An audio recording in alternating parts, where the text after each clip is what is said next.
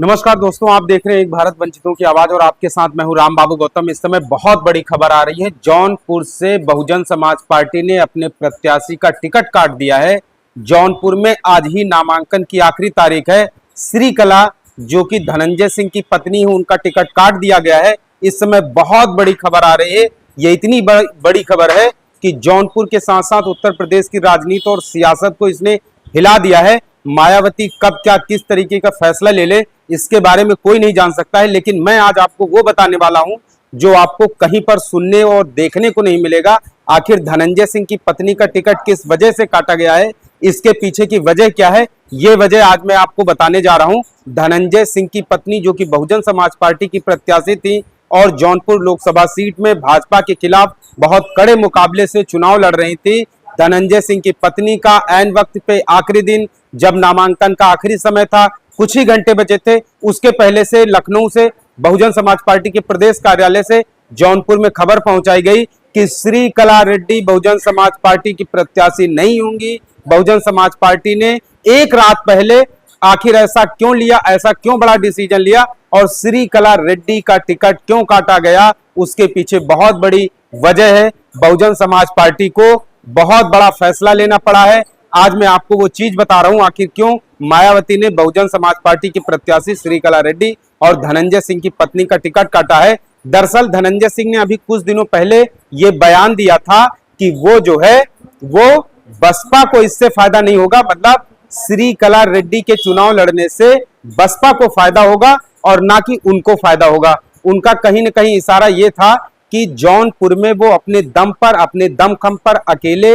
लड़ सकते हैं, अकेले चुनाव जीत सकते हैं, अपने बलबूते पर चुनाव को अपने पक्ष में कर सकते हैं। उनका साफ साफ इशारा था कि टिकट लेकर के उन्होंने एहसान किया है, ना कि बहुजन समाज पार्टी ने उनके ऊपर एहसान किया है। तो इस तरीके की राजनीति को कभी भी मायावती बर्दाश्त नहीं कर सकती हैं। धनंजय सिंह का यह बयान बहुत ज्यादा वायरल हुआ था कि उन्होंने जिस तरीके से कहा था कि टिकट जो है उनको मिला है, तो इससे धनंजय सिंह को कम फायदा होगा बल्कि बहुजन समाज पार्टी को ज्यादा फायदा होगा। उनका साफ साफ इशारा था कि टिकट मिलने से वो चुनाव जीतेंगे। बसपा अगर किसी और को टिकट देती है तो वो चुनाव नहीं जीत पाएगा, लेकिन धनंजय सिंह अगर जीतेंगे तो उनकी छवि के दम पर बसपा वहां पर चुनाव जीत जाएगी।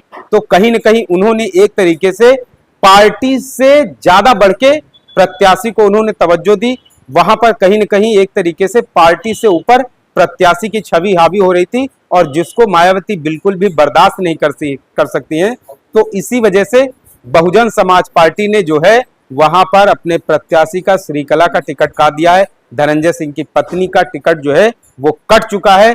अब 2019 में गठबंधन की तरफ से श्याम सिंह यादव जो कि बहुजन समाज पार्टी के प्रत्याशी थे जौनपुर सीट पर, और उन्होंने काफी रिकॉर्ड मतों से जौनपुर में जीत हासिल की थी, मायावती ने उन्हीं को फिर से टिकट दे दिया है। तो जौनपुर सीट पर टक्कर जो है वो काफी कड़ी है, मुकाबला काफी दिलचस्प है। ठाकुर और ब्राह्मणों के बाहुल्य वाली इस सीट पर दलित, मुस्लिम और ओबीसी मतदाता भी यहाँ पर बहुत बड़ा फैक्टर होते हैं। अगर ब्राह्मण और ठाकुर एक तरफ चले भी जाएं तो उसके बाद भी जो बचा हुआ वोटर होता है दलित, मुस्लिम और ब्राह्मणों का, ये अपने आप में बहुत ज्यादा मायने रखता है। दूसरी एक चीज ये भी है कि बहुजन समाज पार्टी ने श्रीकला रेड्डी को मैदान में उतारा था, लेकिन उसके साथ साथ इंडिया गठबंधन ने, समाजवादी पार्टी ने बाबू सिंह कुशवाहा, जी हाँ, बहुजन समाज पार्टी के एक समय के कद्दावर नेता, मायावती सरकार में मंत्री बाबू सिंह कुशवाहा को इंडिया गठबंधन ने, समाजवादी पार्टी ने वहां से अपना प्रत्याशी बनाया है।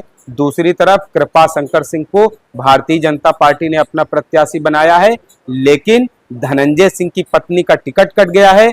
अब धनंजय सिंह की पत्नी ही दोबारा नामांकन करेंगी या फिर धनंजय सिंह कोई और बड़ी स्ट्रेटेजी तक चलते हैं, कोई और बड़ी राजनीति करते हैं।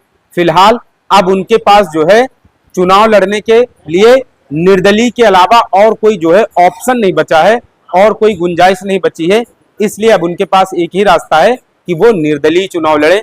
कुछ दिनों पहले धनंजय सिंह की और अखिलेश यादव की एक होटल में मुलाकात हुई थी लखनऊ में। उसके बाद जो है कई तरह की कयासबाजियां लगाई जा रही थी कि शायद धनंजय सिंह जो है वो समाजवादी पार्टी के सिंबल पर चुनाव लड़ सकते हैं, लेकिन उसके कुछ ही दिनों बाद धनंजय सिंह का जो है वो, धनंजय सिंह को जेल हो गई थी। उसके बाद वहां से बाबू सिंह कुशवाहा को समाजवादी पार्टी ने मैदान में उतार दिया।